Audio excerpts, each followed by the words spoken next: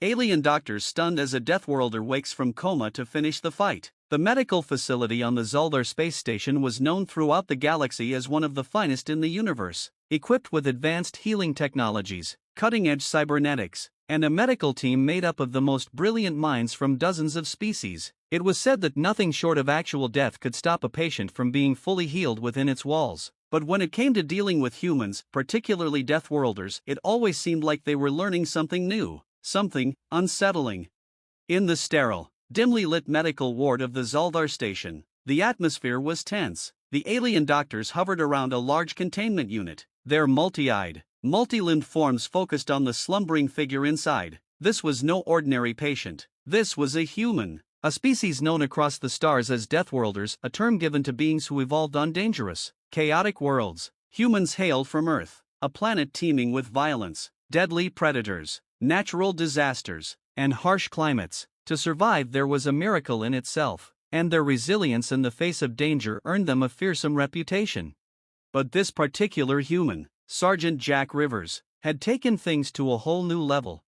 The sergeant had been brought in nearly a month ago, following an intense battle with a rival mercenary group. The details of the battle were hazy at best, but what the medical team knew for certain was that Jack had sustained critical injuries that should have killed any ordinary being. His body had been torn apart, his bones shattered, his internal organs ruptured, and he had lost an impossible amount of blood. Even the medical droids that retrieved him thought he was beyond saving. Yet here he was, still alive, barely.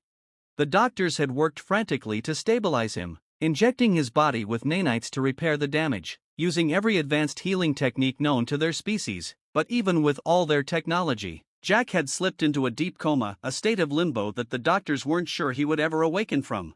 "His vitals are steady," said Dr. Verlax, one of the senior physicians on the station, his 8 eyes blinking in rapid succession as he scanned the readouts. "But it's as if his mind has gone dormant."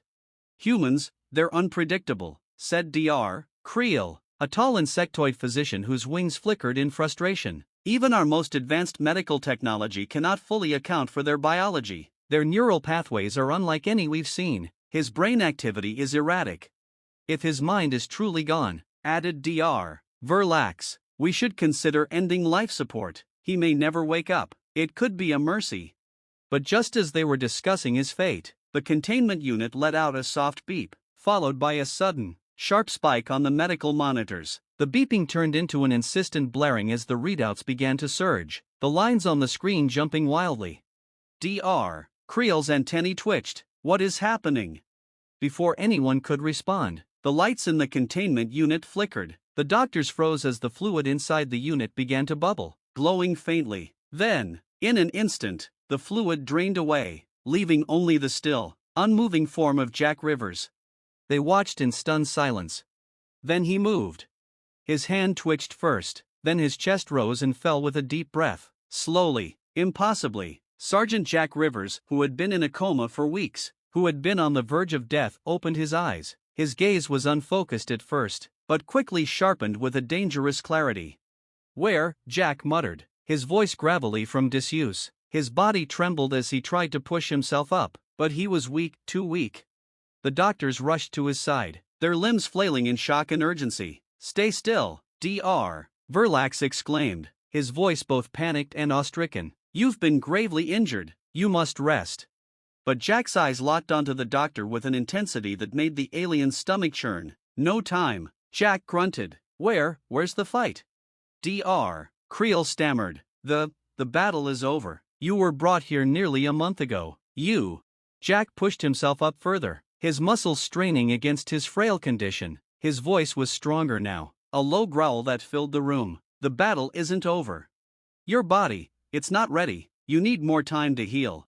But Jack wasn't listening. His mind was already somewhere else, back on the battlefield, back in the fight he had been forced to leave behind. He could still feel the adrenaline surging through his veins, could still hear the roar of the enemy's war machines and the screams of his fallen comrades, his fists clenched with determination.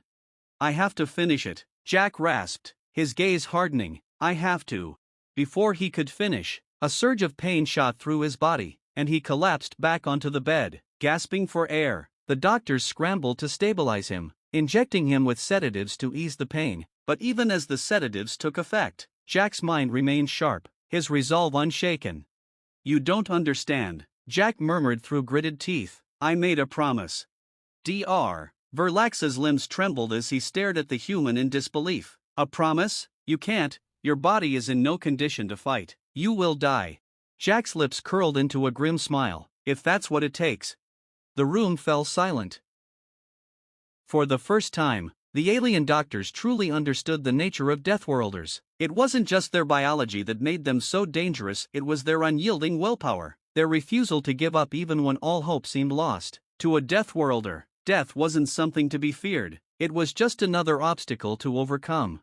Dr. Creel glanced at the medical monitors, which were still beeping steadily. "His vitals are stabilizing, but he's not fully healed." "He won't listen," Dr. Verlax muttered. "Deathworlders never do." Suddenly, the door to the medical ward slid open, and a tall figure stepped inside. It was Captain TKR, the commanding officer of the Zuldar Station's security forces. His reptilian eyes narrowed as he took in the scene before him. "Is he awake?" TKR asked, his voice deep and commanding. Dr. Verlax nodded slowly. "Yes, but he's not ready. His body is still." "He's ready enough," Jack interrupted, his voice barely above a whisper. His eyes burned with a fierce determination. "Just get me to the fight."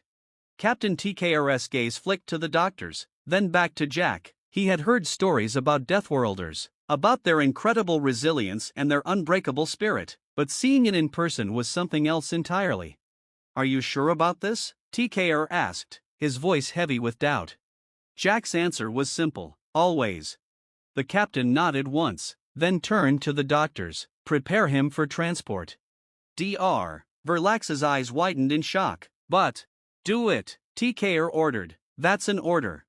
The doctors hesitated for a moment, but they knew there was no arguing with the captain. With reluctant hands, they began to prepare Jack for transport, attaching medical equipment to his body to monitor his condition. As they worked, Jack's mind was already focused on the battle ahead. He didn't care about the pain, didn't care about the toll it would take on his body. All that mattered was the fight and finishing what he had started. Within minutes, Jack was ready. The doctors wheeled him out of the medical ward, with Captain TKR leading the way. As they moved through the corridors of the station, the crew members they passed stared in awe at the human, at the Deathworlder who had defied all odds to wake from a coma and continue fighting. When they reached the hangar bay, Jack was loaded onto a dropship, his body strapped to a gurney, with medical equipment beeping softly around him. Captain TKR boarded the ship as well, standing by Jack's side as the engines roared to life. "Where are we going?" Jack asked, his voice low and strained. TKR glanced at him. "Back to the battlefield." Jack's eyes flickered with grim satisfaction. "Good." The dropship lifted off, speeding through the vacuum of space towards the war-torn planet below. Jack could feel the adrenaline pumping through his veins, his heart pounding in his chest. He was weak, too weak, but that didn't matter. He had made a promise to his comrades, and he would see it through to the end. As the dropship descended towards the planet's surface, the sounds of battle grew louder. Explosions rocked the landscape, and the air was thick with smoke and ash. The enemy forces were still pushing forward, their war machines wreaking havoc on the human defensive lines. But Jack didn't care. He was here to fight, and nothing, not pain, not injury, not even death, would stop him. The dropship touched down, and the doors slid open. Captain TKR unstrapped Jack from the gurney, helping him to his feet. Jack's legs wobbled beneath him as he tried to stand, but with a grunt of determination, he forced his body to obey. The pain was searing. Every step felt like fire, but Jack Rivers wasn't going to let that stop him. Not today. Captain TKR stood nearby, watching in a mix of admiration and concern. He had seen many warriors in his lifetime, but none like this human, this Deathworlder who seemed to defy the very laws of biology. Jack shouldn't be able to stand, let alone fight, and yet here he was, pushing forward with sheer willpower.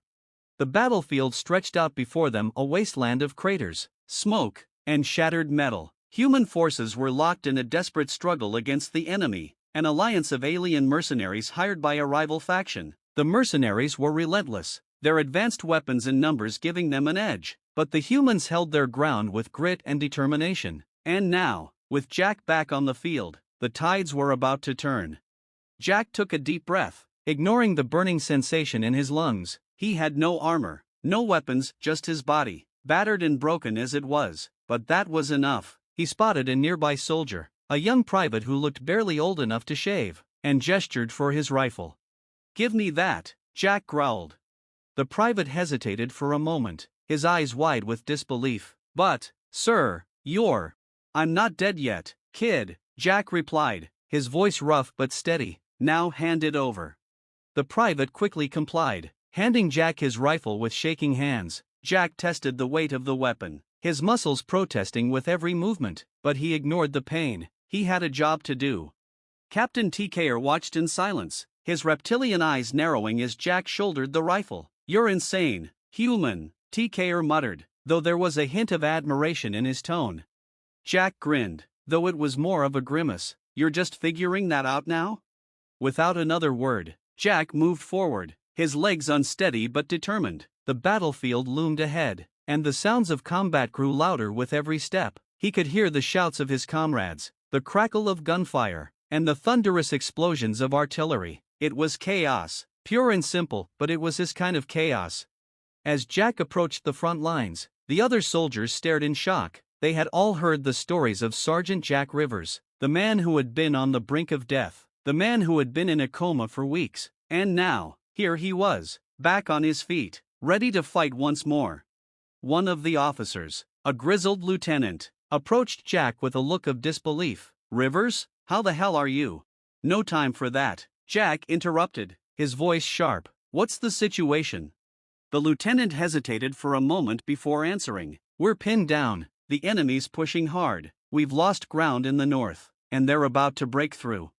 Jack nodded, his mind already working. He glanced around, assessing the battlefield. The enemy forces were advancing in waves, their heavy armor and advanced weaponry giving them a distinct advantage. The humans were holding on, but just barely. If the enemy broke through the northern flank, it would be over.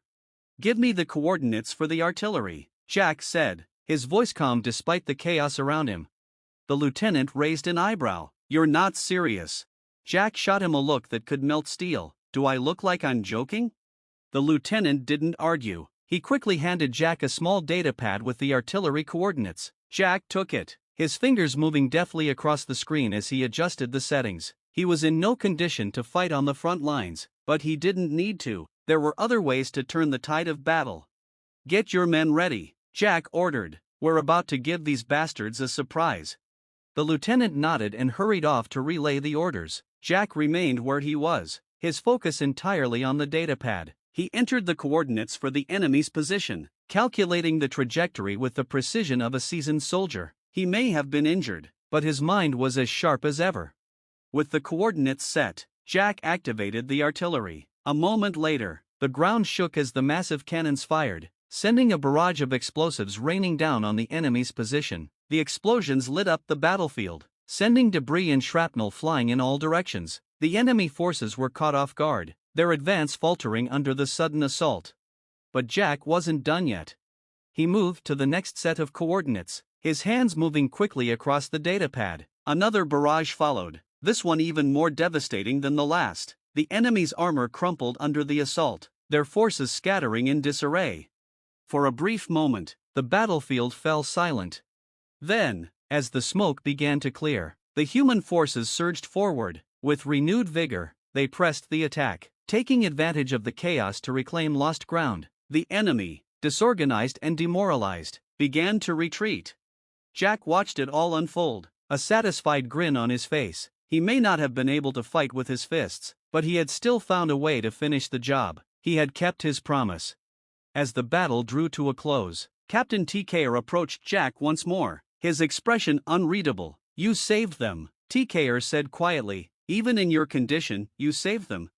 Jack shrugged, his body trembling from exhaustion. "It's what we do." TKer studied him for a moment before nodding. "You humans, you're something else." Jack chuckled softly, though it quickly turned into a cough. "Yeah, we get that a lot." As the adrenaline began to fade, Jack's body finally gave out. His legs buckled, and he collapsed to the ground, the rifle slipping from his grasp. The pain, the exhaustion, It all came crashing down at once, but even as darkness crept at the edges of his vision, Jack felt a sense of peace. The fight was over, and he had done what he came to do. The last thing he heard before slipping into unconsciousness was the sound of his comrades cheering, a victory hard-earned, but a victory nonetheless. Jack's world slipped into darkness as his body surrendered to the immense strain he had put it through. But in the silence of his unconscious mind, the battle raged on. Dreams of past wars, of distant planets, of faces both familiar and unknown swirled together in a haze of combat and survival. The alien doctors worked tirelessly to stabilize him once more, their alien instruments humming with energy. In their medical bay aboard the Coalition flagship, Jack's body floated in a stasis field, suspended in a bubble of shimmering light. The technology was far more advanced than anything humans had ever developed, but even then, the doctors were unsure whether they could save him this time. "He's been through this too many times," one of the head physicians, a reptilian alien named Dr. Sleek, said as he studied Jack's vital signs. "No species should be able to endure such punishment. He should have been dead before he even awoke from the coma." Another doctor, a tall insectoid creature named Dr. Zurich, clicked its mandibles thoughtfully. "And yet, he fights on. Deathworlders truly are unique." As they worked, Captain TKR stood at the edge of the room, his arms crossed, watching the human with a deep sense of respect. He had witnessed warriors from countless species, strong, disciplined, capable, but none with the sheer will to survive that these humans possessed. "What drives them?" TKR asked quietly, more to himself than to anyone else. Dr. Sleek glanced at him. "It's difficult to say. Humans are unpredictable. They fight for many reasons: survival, pride, loyalty, and sometimes simply because they refuse to surrender. They have a saying, no retreat, no surrender. Perhaps that is why." The captain shook his head slowly. "But to wake from a coma, to stand when his body should have given up, that is beyond mere resilience." As if in response to his words, the stasis field around Jack flickered slightly, and for a moment, the monitor showed a spike in neural activity. Dr. Sleek's eyes widened as he saw the readings. "Impossible," he muttered. "His mind is still active. He's not resting, he's fighting." The monitors continued to flicker as Jack's vitals fluctuated wildly. His heart rate spiked, then dropped, then spiked again. It was as if his body was engaged in its own battle, one that only he could fight. Suddenly, the room's lights dimmed as a low hum echoed through the med bay. The stasis field surrounding Jack glowed brighter, and a wave of energy rippled through the air. The alien doctors exchanged worried glances, their medical instruments flickering in response to the surge of power. "What's happening?" TKR demanded, stepping closer. Before Dr. Sleek could respond, Jack's eyes snapped open. The entire room froze as Jack's chest heaved with deep, gasping breaths. His eyes, burning with intensity, darted around the room as if assessing a battlefield. He clenched his fists, the muscles in his arms tensing as if preparing for another fight. "Jack!" TKR shouted, stepping forward. "Stay still. You're..." But Jack wasn't listening. He was already pulling himself out of the stasis field, his body moving with surprising agility despite the trauma it had endured. His feet hit the ground with a solid thud, and he staggered forward, his breathing ragged but determined. Where are they?" Jack growled, his voice hoarse but filled with purpose. "The battle is over," TKR said, placing a firm hand on Jack's shoulder. "You did it, Jack. You saved them." Jack blinked, the fog of war slowly lifting from his mind. He looked around, his eyes finally focusing on the sterile walls of the med bay. The adrenaline that had been sustaining him began to fade, leaving him weak and trembling. He slumped back against the medical bed, exhaustion washing over him once again. "Over," he murmured, his voice barely audible. TKR nodded. "It's over. You did your part, and now you need to rest."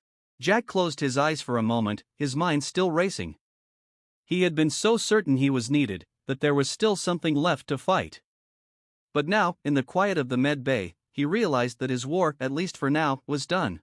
"I don't know how you did it, human," Dr. Sleek said as he cautiously approached, scanning Jack's vitals once more. "No one has ever recovered from such injuries in this way. You are remarkable." Jack opened one eye and smirked. "You've clearly never met a stubborn human before." The doctors exchanged baffled glances, still struggling to comprehend what they had witnessed. Jack Rivers, the Deathworlder who had defied death itself time and time again, was a living testament to the human spirit. TKR stood by Jack's side, his respect for the human now solidified. In all his years as a captain, he had never encountered a warrior like this, a soldier who could fight through pain, through trauma, through the very brink of death, and emerge victorious. "You are more than just a soldier, Jack Rivers," TKR said, his voice soft but filled with conviction. "You are a legend." Jack chuckled weakly, shaking his head. "Legends are for the dead, Captain. I'm just a guy who refuses to stay down." The captain's eyes gleamed with admiration. "Perhaps. But legends have to start somewhere." As Jack finally allowed himself to rest, the alien doctors continued their work, though they knew that they were no longer just treating an injured man. They were witnessing the endurance of a species, a force that had changed the course of history countless times. Deathworlders, humans, were more than just warriors. They were survivors, fighters who refused to bow, no matter the odds. And as long as they drew breath, the galaxy would have no choice but to remember that fact.